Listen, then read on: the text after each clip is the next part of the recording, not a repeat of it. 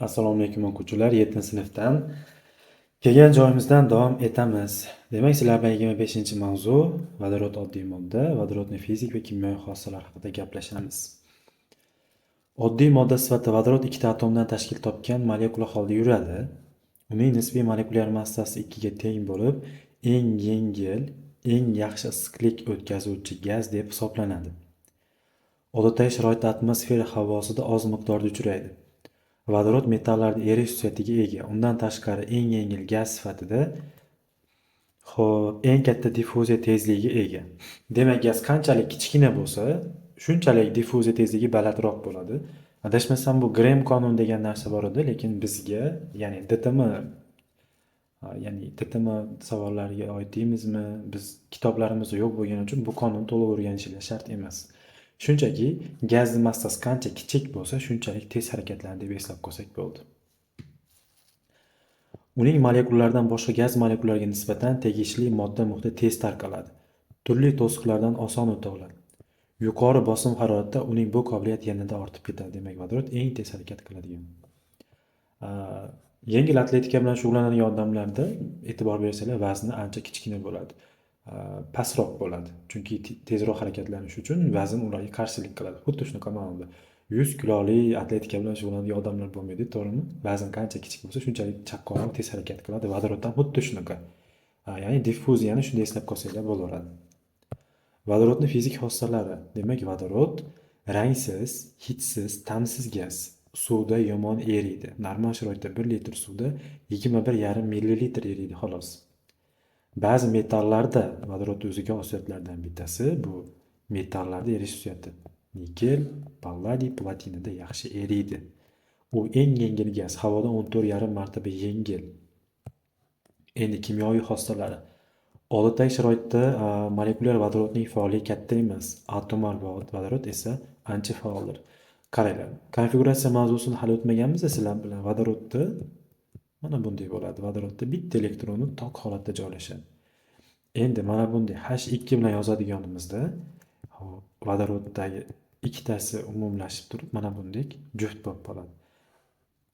Atomda tok elektron bo'lsa, bu juda ham faol bo'ladi. Chunki tezroq o'ziga qo'shib olib turib juftlashga harakat qiladi. O'zi juft bo'ladigan bo'lsa, nisbatan reaksiya kirish xususiyati pastroq bo'ladi. Xo'p, davom etamiz. Vodorod deyarli barcha metal massalarni uchuvchan birikma hosil qiladi. Demak, eslab qolamiz. Vodorodning metal massalar bilan birikmalari uchuvchan bo'ladi ekan. Metal mas faolligiga qarab reaksiya tez yoki sekin boradi. Birinchisi, ftor bilan xona haroratidayoq birikadi. Vodorod tarkibiga aylanib ketadi. Ftor juda ham faol, eng faol moddalardan bittasi. Ikkinchisi, xlorda aytishim qiyin. Xlor bilan yorug'likda tez, qizdirilganda portlab reaksiya kelishadi. Qorong'ida va qizdirilmaganda sekinroq birikadi. Demak, mana shu hamma xususiyat xlordiki ekan. Yorug'likda tez reaksiya kelishar ekan, qizdirilganda portlab reaksiya kelishar ekan, qorong'ida sekin kelishar ekan, qizdirilmaganda ham sekin kelishar ekan va vodorod xloridga aylanib ketadi. Uchinchisi, odatdagi sharoitda kislorod bilan ta'sirlashmaydi. Vodorod kislorod bitta ishga solib qo'ysak, ular reaksiya kelishmaydi. 2:1 hajmiy nisbatdagi vodorod va kislorod aralashmasi qaldiroq gaz deb ataladi. Qaldiroq gaz eslab qolishimiz kerak. Ya'ni mana ikkita vodorod, bitta kislorod. Qaldiroq gaz ham o'z-o'zidan yonib ketmaydi ekan, qaranglar. Tashqi ta'sir natijasida portlab reaksiya kelishadi. Qanaqadir biz stimul berishimiz kerak, qanaqadir yonib turgan cho'pmi, biror nima bilan ta'sirlashtirishimiz kerak. Vodorod kislorodda yonadi, suvga aylanib ketadi. Bunda 3000 gradusgacha issiqlik chiqadi. Bu juda ham yuqori, ancha katta issiq. To'rtinchisi, xo'p, ko'p metal massalar bilan yuqori harorat bosim yoki katalizator ishtirokida reaksiya kelishadi. Masalan, oltin yut yoki azot bilan. Demak, azot bilan reaksiya kelishib, NH3 ammiak degan moddani hosil qilar ekan. Xo'p, keyingisi, yuqori haroratlarda vodorod metallarning kislorodli birikmalaridan, ya'ni oksidlardan siqib chiqarib, ularni mana metalgacha qaytaradi. Ya'ni bu reaksiya nima bo'ladi? Qaranglar. Vodorod keladi, mana bu kislorodni olib chiqib ketadi. Mana vodorod bunday kelib kislorodni olib chiqib suvga aylanib ketadi. Metal o'zini tashlab ketadi. Shunday qilib eslab qolinglar. Oltinchisi, ishqoriy va ishqoriy yer metallar yuqori haroratda vodorod bilan tuzsimon birikmalar, gidritlarni hosil qilar ekan. Demak, mana natriy gidrit.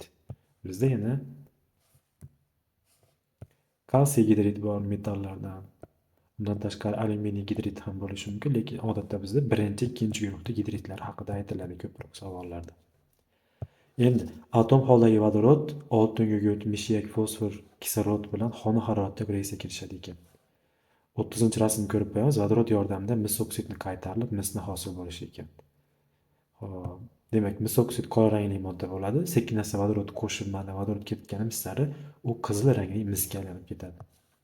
Demak, o'quvchilar 25-mavzudan bilishimiz kerak bo'lgan ma'lumotlar shu edi.